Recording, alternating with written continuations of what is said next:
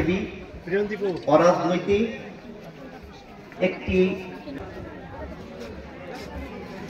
এবং আমাদের এই করার জন্য আমি নাহিদ হাসান আমাদের জেলা প্রতিনিধি, অভিভাবক সহ এবং প্রিয়ান প্রিয় সন্তান তুল্য এই ছাত্রছাত্রীদের পক্ষ থেকে আজকের প্রবেশ শিক্ষার্থী পাশাপাশি বাড়িতে বসে মেধার কারণে একটু ধৈর্য ধরো।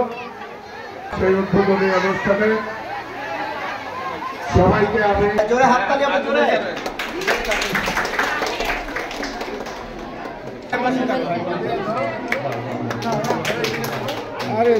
আচ্ছা পরে দেই জামিল হাসান শিয়া